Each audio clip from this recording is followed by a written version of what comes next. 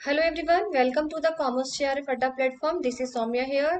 चलिए आज का सेशन स्टार्ट करते हैं और आज का जो है वो यूनिट थर्ड इकोनॉमिक्स का लास्ट सेशन है।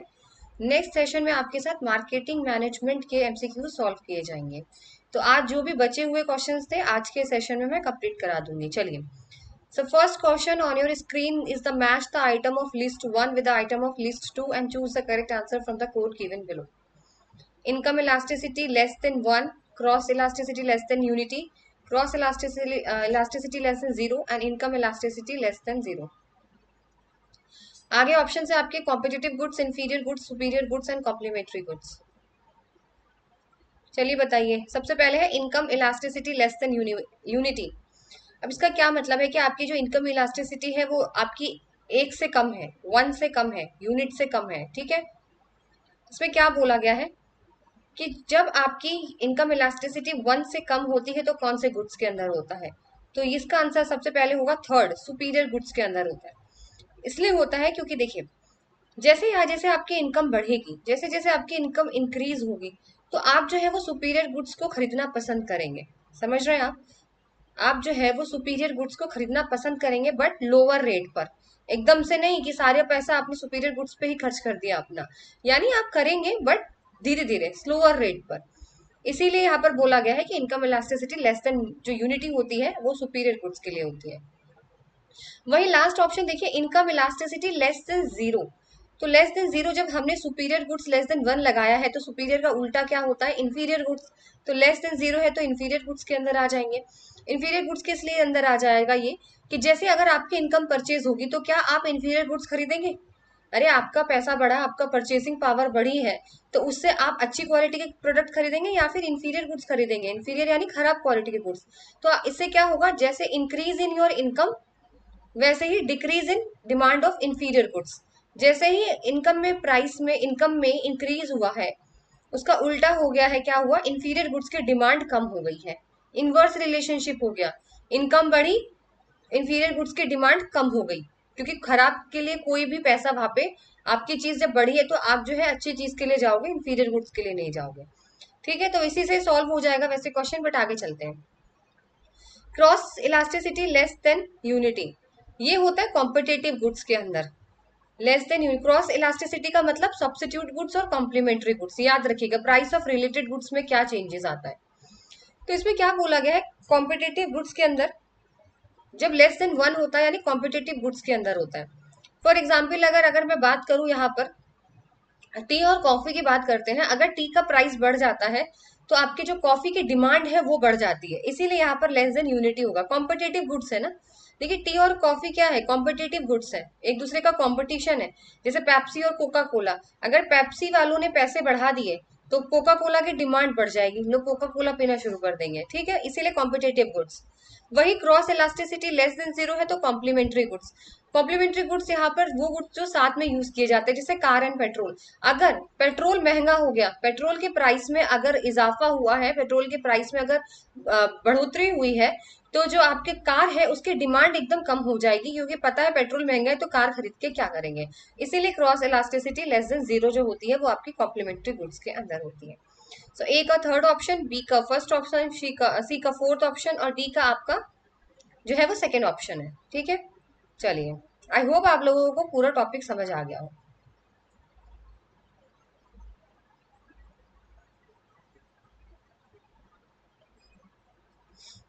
चलिए next question, the production function is based on which of the combination of the main characteristics of the input from the following, substitutability, complementarity, flexibility और स्पेसिफिसिटी।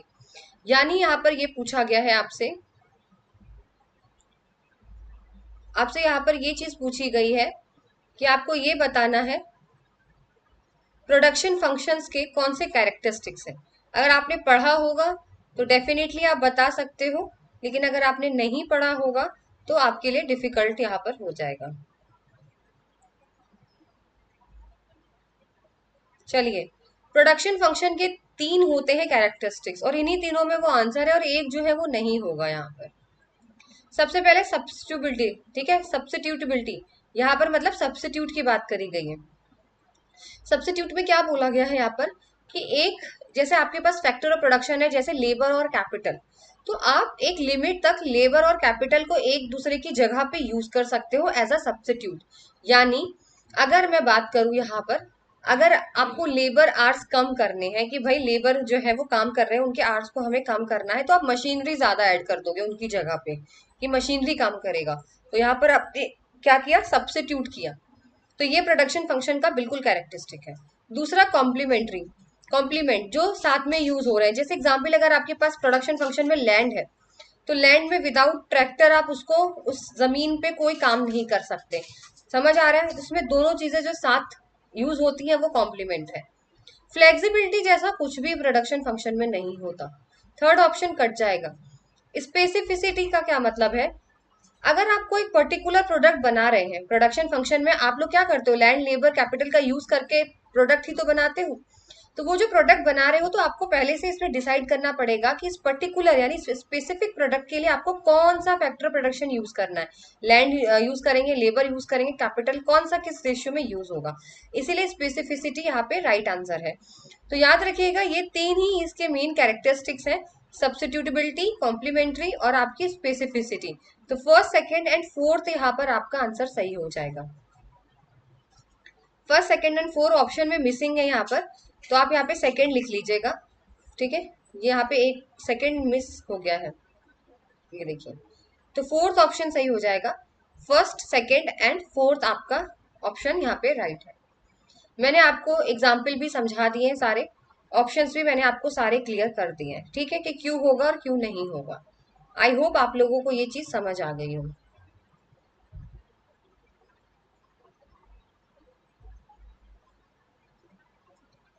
गॉसन का second law of consumption, law of equi marginal utility भी बोला जाता है इसको।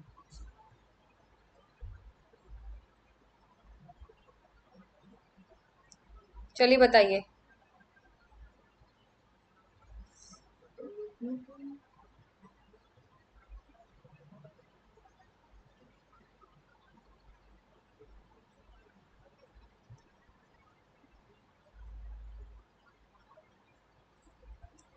चलिए बताइए इसका आंसर क्या होगा।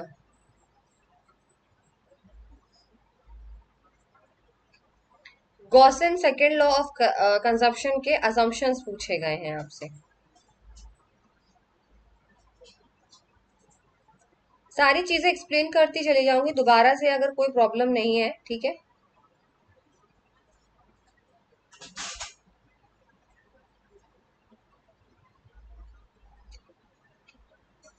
सबसे पहले Gaussian second law of consumption को क्या बोलते हैं, law of equi marginal utility के नाम से भी इसको जाना जाता है।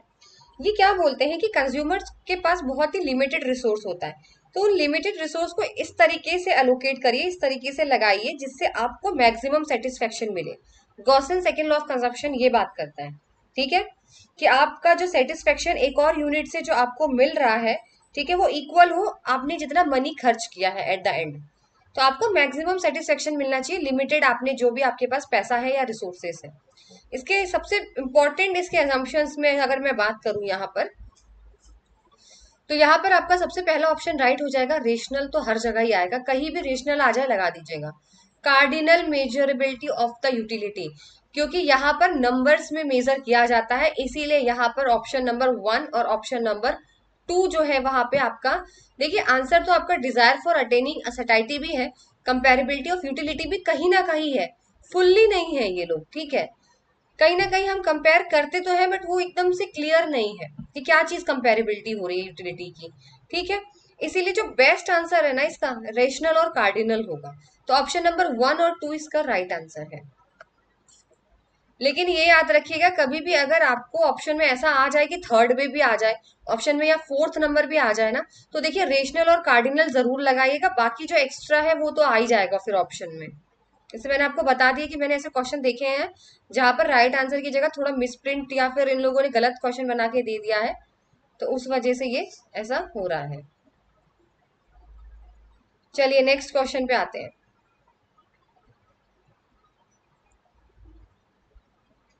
Ordinal utility of the consumer behaviour पूछा गया है। ठीक है, ordinal utility of the consumer behaviour is considered as a superior to the cardinal utility analysis. इसमें सिर्फ ये बोला गया है कि ऑर्डिनल यूटिलिटी बेहतर क्यों है कार्डिनल यूटिलिटी से, क्यों सुपीरियर है, क्यों ऑर्डिनल यूटिलिटी को ज्यादा अच्छा माना जाता है कार्डिनल यूटिलिटी से। रेशनैलिटी की पहला ऑप्शन है अजम्पशन ऑफ रेशनैलिटी, तो रेशनैलिटी तो दोनों के अंदर आती है, तो ये तो इससे अलग नहीं बनाता। ठीक है। Possibility of derivation of the consumers demand, ये भी कोई मतलब नहीं है यहाँ पर, इनका डिफरेंस नहीं है, तो दोनों में होती है ये चीजें। ठीक है।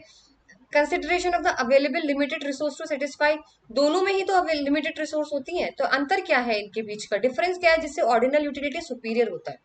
तो ऑप्शन नंबर थर्ड यहाँ पे राइट हो जाएगा, bifurcation of the price effects into income and substitution effect. Ordinal utility जो है वो रैंक और प्रेफरेंस को बताता है, इसी वजह से वो कार्डिनल यूटिलिटी से बेहतर है। दूसरा, प्राइस इफेक्ट को ये डिवाइड कर देता है, पार्ट कर देता है प्राइस के, एक इनकम में एक सब्स्टिट्यूशन में, जिससे आप लोगों को दोनों चीजें अलग अलग समझने में आसानी हो। इनकम इफेक्ट और सब्स्टिट्यूशन इफेक्ट दोनों को पार्ट वेज कर देता है, ये अलग कर देता है, जिसकी वजह से आप लोगों को समझने में ज्यादा आसानी हो, इसीलिए ऑर्डिनल यूटिलिटी ज्यादा बेहतर है। कार्डिनल यूटिलिटी में ऐसा कोई काम नहीं होता। ठीक है। इसमें आप सेपरेटली इनकम इफेक्ट और सब्स्टिट्यूशन इफेक्ट को अच्छी तरीके से पढ़ सकते हैं, ये चीज भूली गई है। तो ऑप्शन नंबर थर्ड यहाँ पर राइट है। चलिए let's move to the next question.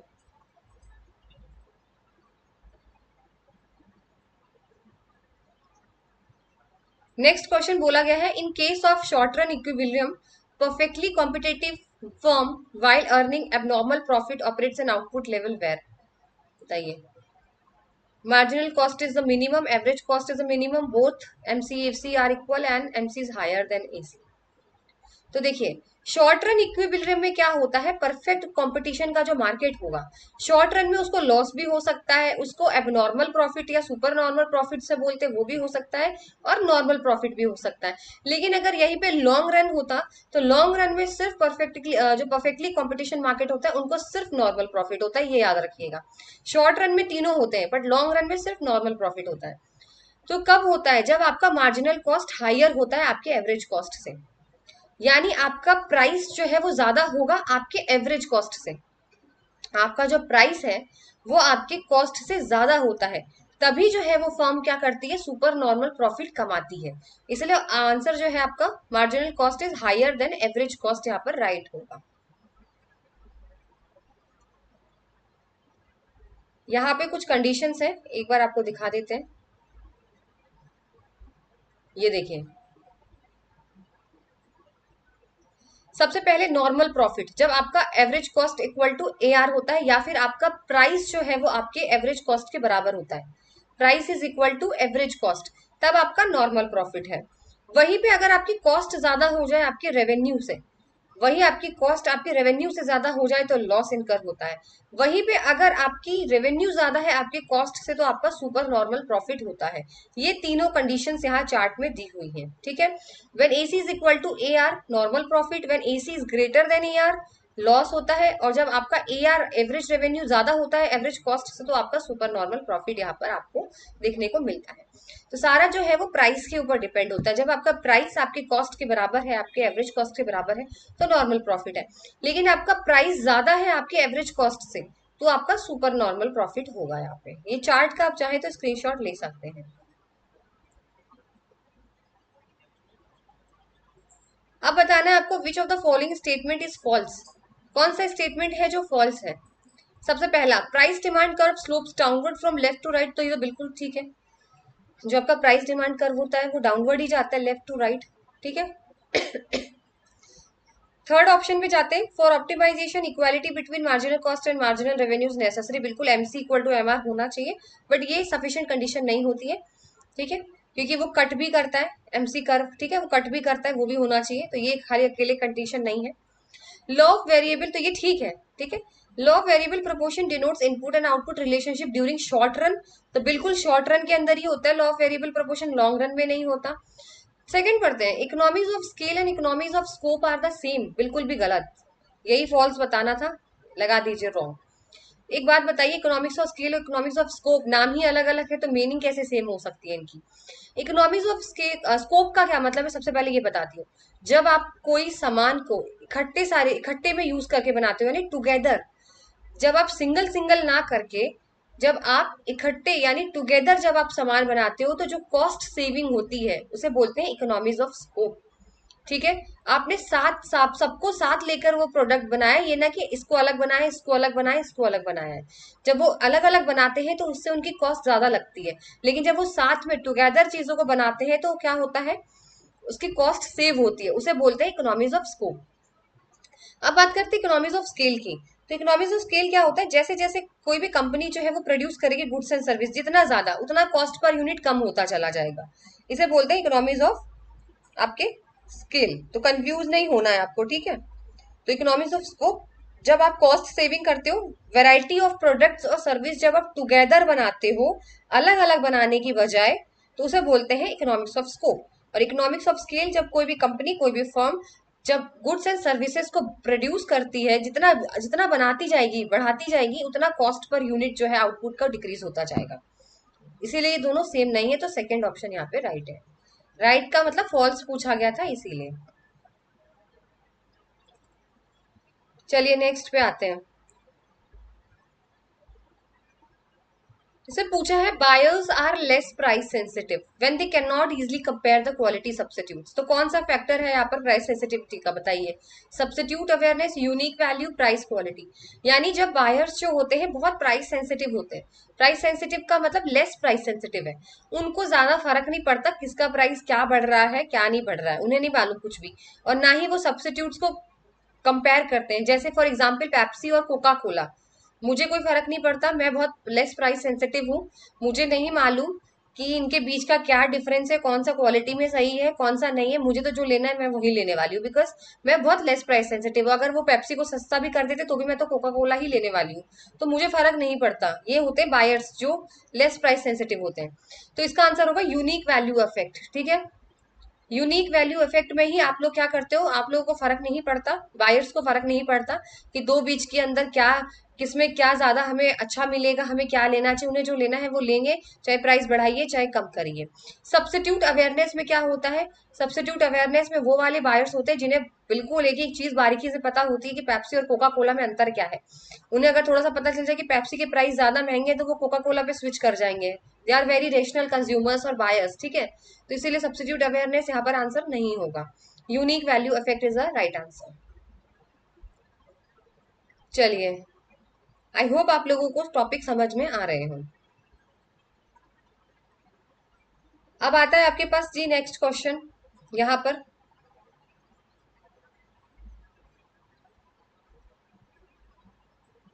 जो है आपके पास चार्ट का ही क्वेश्चन है। अगर चार्ट आता होगा आपको, टीएफसी का कैसे बनता है, टीसी का कैसे बनता है, टीबीसी का कैसे बनता है, एएफसी का कैसे बनता है, तो आप लोग यहाँ पे सॉल्व कर सकते हो। तो चलिए स्टेटमेंट कौन सा है सबसे पहले पढ़ते हैं यहाँ पर। In short run TFC is equal to 0, then therefore change in TC is equal to change in TBC।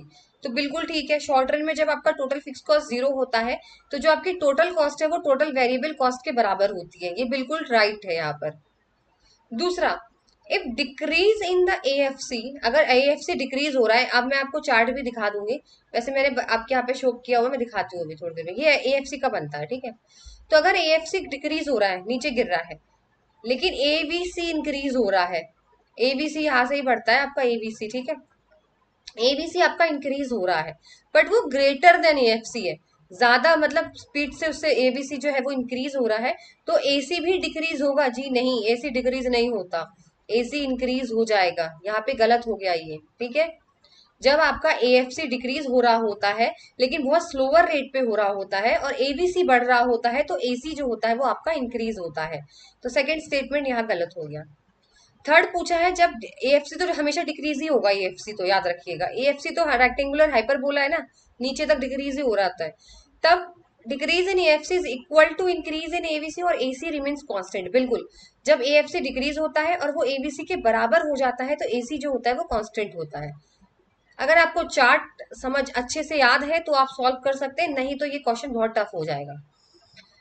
Next पूछा है, अगर एएफसी डिक्रीज हो रहा है, क्योंकि एएफसी तो सब में ही डिक्रीज होगा, ठीक है, लेकिन वो ज्यादा ग्रेटर है इंक्रीज इन एबीसी में, तो एसी इंक्रीज होगा नहीं, तब एसी डिक्रीज होगा।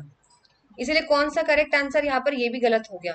तो आपका ए और सी सही हो जाएगा, ऑप्शन नंबर ए यहाँ पे सही हो जाएगा। तो ऑप्शन नंबर ए यहाँ पर आपका सही हो जाएगा। ठीक है, अब एक बार चार्ट देख लीजिए प्लीज। याद रखिए जब भी एएफसी तो डिक्रीज होगा ही होगा, लेकिन अगर एबीसी जब बढ़ रहा होता है लेकिन ग्रेटर होता है एएफसी से, तो एसी भी इंक्रीज ही होता है। ये याद रखिएगा, जब एबीसी बड़ा है और इंक्रीज हो रहा है तो एसी एसी भी इंक्रीज होगा। लेकिन वही बात करते हैं कि अगर एएफसी तो डिक्रीज हो रहा है लेकिन जो एबीसी इंक्रीज तो हो रहा है बट बहुत स्लोअर रेट पे हो रहा है, तो एसी यहाँ पर डिक्रीज होने शुरू हो जाता है। चलिए मैं आपको चार्ट दिखा देती हूँ। Without chart it's very difficult to solve. ठीक है, क्योंकि अगर यहाँ पे ऐसे क्या होता है, अगर आपको चार्ट दिमाग में सेट रहता है ना तो आप तुरंत क्वेश्चन सॉल्व करते हो। अगर आपको चार्ट ध्यान नहीं रहेगा ना, कभी सॉल्व नहीं कर पाओगे आप लोग। मैंने हमेशा अपने एग्जाम दिए हैं, हमेशा चार्ट्स को मैंने सेट किया हुआ है, कौन सा चार्ट किस तरीके से बनता है, और क्वेश्चन सॉल्व होने से पहले ही मैं चार्ट ड्रॉ कर लेती थी एग्जाम में। ठीक है, ताकि कोई भी कंफ्यूजन ना हो वहां पर। अब यहाँ पे देखिए, इन्होंने बोला एएफसी डिक्रीज हो रहा है, बिल्कुल एएफसी डिक्रीज हो रहा है, एएफसी तो तीनों में ही, सब में डिक्रीज ही हो रहा है। फिर उन्होंने बोला एबीसी बढ़ रहा है। ठीक है, एबीसी बढ़ रहा है, ये एटीसी नहीं है, ये एसी वाला है। ठीक है, ठीक है, एबीसी बढ़ तो रहा है, ठीक है, बढ़ रहा है, बिल्कुल बढ़ रहा है एबीसी, लेकिन ग्रेटर देन एएफसी है, एएफसी से ज्यादा रेट पे बढ़ रहा है, तो एसी भी तो बढ़ेगा, एसी भी तो बढ़ रहा है बराबर में, देखो ना, डिक्रीज कहाँ हो रहा है एसी। वो स्टेटमेंट रॉन्ग हो गया था। फिर ये कांस्टेंट हो जाता है, बिल्कुल ये कांस्टेंट, जब दोनों इक्वल पे हो जाते हैं तो आपका एसी कांस्टेंट हो जाता है। ये रहा सिचुएशन आपका, ये देखिए, एक ये रहा, ये एफसी रहा, और ये एसी जहाँ पे कट कर रहे हैं, जब ये दोनों बराबर हो गए तो आपका एसी देखो कांस्टेंट है यहाँ पर। ठीक है, फिर लास्ट में क्या बोलते हैं कि ये तो डिक्रीज हो रहा है पर एबीसी जो है वो स्मॉलर है। ठीक है, स्मॉलर है, स्मॉलर है, मतलब यहाँ है, यहाँ की बात कर रहे हैं ये चीज। ठीक है, तो फिर आपका एसी भी तो यहाँ पर डिक्रीज होगा, ये देखो डिक्रीज हो रहा है। ये फेज है जो आपको याद करने जरूरी है, इट्स वेरी इंपॉर्टेंट। हाँ, अच्छा क्वेश्चन था वैसे ये।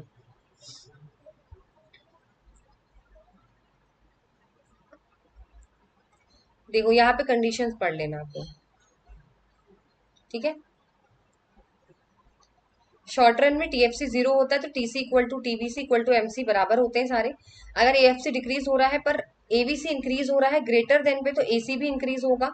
लेकिन अगर एएफसी डिक्रीज हो रहा है दो और बराबर है इंक्रीज इन एबीसी, तो एसी कांस्टेंट हो जाएगा। स्क्रीनशॉट ले लीजिए, वेरी मोस्ट इंपॉर्टेंट, मैंने सारी चीजें मेंशन कर दी हैं यहाँ पर। ठीक है, फिर बोला है कि if decrease in AFC is greater then increase in ABC, तो एसी डिक्रीज होने लगेगा। ये इसका स्क्रीनशॉट ले लीजिए, फिर से बोल रही हूँ, मोस्ट इंपॉर्टेंट। फिर मत बोलिएगा कि आया एग्जाम में आया था और सॉल्व नहीं कर पाए। ठीक है, इसका स्क्रीनशॉट ले लीजिए।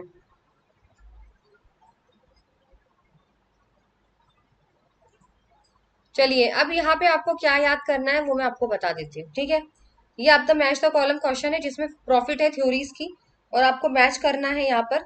ठीक है, और इनको क्रोनोलॉजिकली भी याद करना है, कौन सी थ्योरी कब आई थी, पहली कौन सी है, लास्ट कौन सी है। ये मैंने आपको पहले ही बता दिया कि ये आपको याद रखना है। ठीक है, चलिए मैच करते हैं इसको। रिस्क थ्योरी किसने दी है, हॉले ने। आपको ये तो याद रखना पड़ेगा ना, रिस्क थ्योरी आपकी दी है हॉले ने।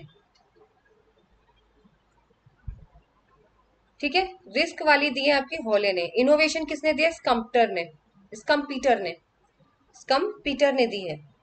तो ये तो आपको सीक्वेंस में भी याद रखना है, पहले ही बता देती हूँ, गूगल पे सर्च कर लीजिए, पहली कौन सी आई है दूसरी कौन सी आई है। रेंट है तो वॉकर, और डायनेमिक थ्योरी है तो क्लार्क की। तो ए का थर्ड, बी का फर्स्ट, सी का सेकेंड एंड डी का फोर्थ, ऑप्शन नंबर थर्ड यहाँ पे सही है। तो रिस्क थ्योरी दी है हॉले ने, इनोवेशन थ्योरी दी है स्कम्पीटर ने, रेड थ्योरी दी है आपने वॉकर, और डायनेमिक थ्योरी दी है क्लार्क ने।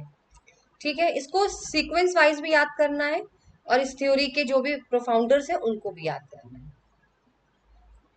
यहाँ से क्वेश्चन आया था एक बार, जो कोई सॉल्व नहीं कर पाया था, सीक्वेंस में आया था, कौन पहले आई थी तो किसी को नहीं याद होगा ये क्वेश्चन तो। बट ये है कि आपको क्यों छोड़ना है अगर इस बार भी आ जाता है तो।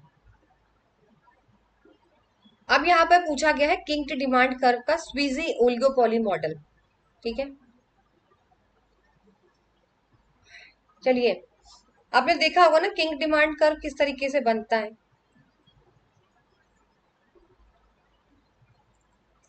किंग डिमांड कर्व किस तरीके से बनता है? किंग डिमांड कर्व जो है वो आपका कुछ इस तरीके का बनता है। मैं थोड़ा सा बस बता देती हूँ आपको हिंट के लिए। यहाँ पर इस तरीके का कुछ बनता है, मतलब थोड़ा सा टूट जाता है वो ऐसे करके, ऐसे मतलब ऐसे, ठीक है। इस तरीके का टूट सा जाता है वो, थोड़ा सा इस तरीके का बनता है आपका। चलिए बताइए कौन सा आंसर सही होगा। देखिए इसमें क्या होता है, इतना याद रखिए, इसमें ज्यादा याद नहीं रखना है आपको। इसमें ये याद रखना है, जब कोई सेलर है ना, अगर अपने प्राइस बढ़ा देता है ना, तो बाकी सब उसको फॉलो करने लगते हैं कि हम भी प्राइस कम कर देंगे। लेकिन जब वो प्राइस इंक्रीज करता है तो कोई उसको फॉलो नहीं करता। ठीक है, ये याद रखिए। बस इतना याद रखना है, कम कर दिया तब तो उन्होंने उन्होंने भी कम कर दिया, देखिए आपके जो कॉम्पिटिटर उन्होंने भी कम कर दिया, लेकिन जब आपने प्राइस बढ़ाया तो उन्होंने प्राइस नहीं बढ़ाया। ठीक है, ये बस आपको इसमें याद रखना है कि जब आप डिक्रीज करोगे तो आपको फॉलो किया जाएगा, लेकिन आप बढ़ाओगे तो वो बहुत चालाक है। आपने तो प्राइस बढ़ा दिया और उन्होंने कम रखे, तो उनके पास से सारा सामान सब लोग ले जाएंगे क्योंकि वो सस्ता बेच रहा है। ठीक है, इस तरीके का कुछ चार्ट मैंने आपको बताया था। और एक इसमें आप ये याद रखिएगा, ठीक है, किंक यही होता है जो ये टूटा हुआ है ना, ये वाला ये किंक है ये। ठीक है, ये वाली चीज जहां से ये बैंड हो जाती है, किंक। अब ये वाला पार्ट जो है इसका ज्यादा इलास्टिक होता है, और ये वाला पार्ट जो होता है वो इनइलास्टिक होता है। ये याद रखना बहुत जरूरी है आपके लिए कि ऊपर वाला पार्ट इलास्टिक होगा, नीचे वाला पार्ट इनइलास्टिक होगा। बस इसमें ज्यादा याद करने का कुछ नहीं है। तो ऑप्शन नंबर सी यहाँ पर राइट आंसर हो जाएगा। When one seller decrease the price other follows, but when he increase the price other do not follow. आप होते तो आप भी यही करते, अगर कोई सस्ता कर देगा तो आप भी सस्ता कर दोगे, नहीं तो आप पे कौन खरीदेगा। लेकिन अगर उसने महंगा कर दिया तो आप कहेंगे मैं क्यों महंगा करूं, मैं तो सस्ते में ज्यादा ज्यादा बेच दूंगा। तो ये तो बहुत बेसिक चीज थी। ठीक है, चलिए नेक्स्ट क्वेश्चन है आपके पास कि rational consumer moves to the higher difference curve due to monotonic preference, polytonic preference, convex and concave preference. बहुत सिंपल और बहुत इजी क्वेश्चन, अगर किसी ने पढ़ा होगा तो।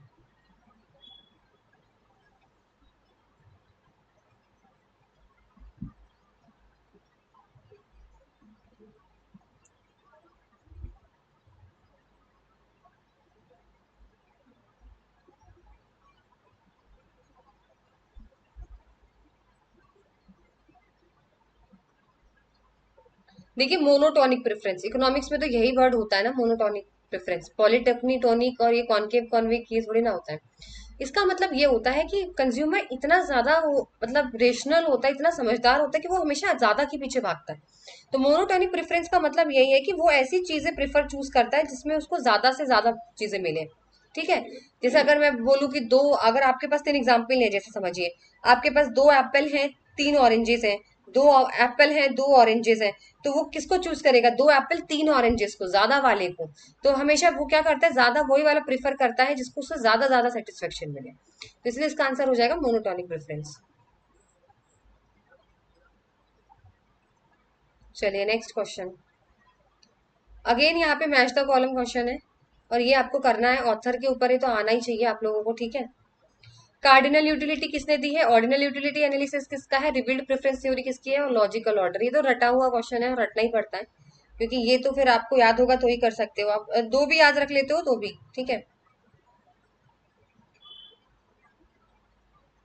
कार्डिनल किसने दी थी, मार्शल। ये तो सबको याद होनी चाहिए। कार्डिनल की जो दी हुई है वो मार्शल की दी हुई है। ठीक है, तो ये तो आप अभी के अभी याद कर लीजिए इसको, ये कार्डिनल जो है वो मार्शल ने दी है। और आपकी ऑर्डिनल थ्योरी किसने दी है, वो आपकी हिक्स ने दी है, जे आर हिक्स ने दी है। तो ए का सेकंड और आपका बी का थर्ड आएगा, जे आर हिक्स और एलन ने दी है। ठीक है, sorry J are Hicks and दो ने दी है यहाँ पे, तो ए का थर्ड नहीं, ए का फर्स्ट आएगा। ऑर्डिनल यूटिलिटी जो दी है वो आपकी किसने दी है, जे आर हिक्स ने तो दी है, साथ में एलन ने भी दी है, आरजेडी एलन ने दी है।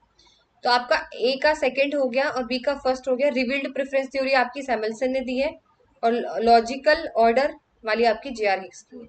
तो ऑप्शन नंबर यहाँ पर आपका सेकंड सही हो जाएगा। ठीक है, ए का सेकंड, बी का फर्स्ट, सी का फोर्थ और डी का थर्ड। ये तो आपको लर्न करने पड़ेंगे, कोई ऑप्शन नहीं है इसमें।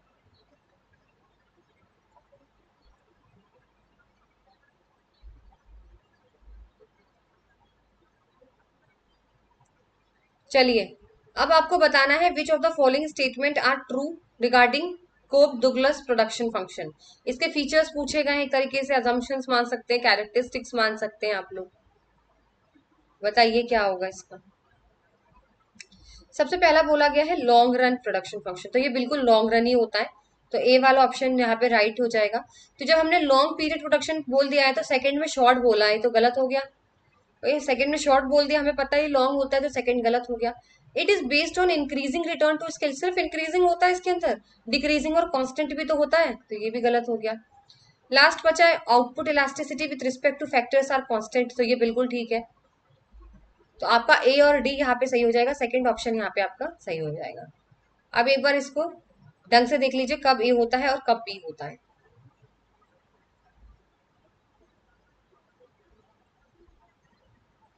ये देखिए यहाँ पर, ठीक है।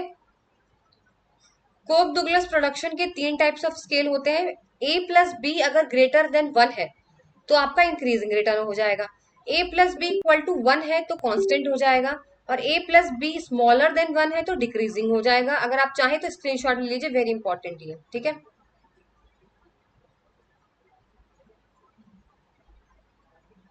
इससे एक न्यूमेरिकल क्वेश्चन भी आता है, इसीलिए मैंने आपको बता दिया, ठीक है। इससे आपको एक न्यूमेरिकल क्वेश्चन भी देखने को मिलता है, इसलिए प्लीज इसको जरूर याद कर लीजिएगा। चलिए आज का सेशन यही था, और नेक्स्ट सेशन में आप लोगों के साथ मार्केटिंग मैनेजमेंट सॉल्व किया जाएगा। और जेन्युइनली अगर आपको मेरा कंटेंट क्वालिटी और आपको मेरे को पढ़ाने का तरीका अगर आपको मेरा अच्छा लगता है तो प्लीज मुझे कमेंट में जरूर शेयर करिएगा अपने थॉट्स। चलिए तब तक मिलते हैं नेक्स्ट सेशन में, and do and like the share the video and subscribe the channel. तब तक good bye and take care.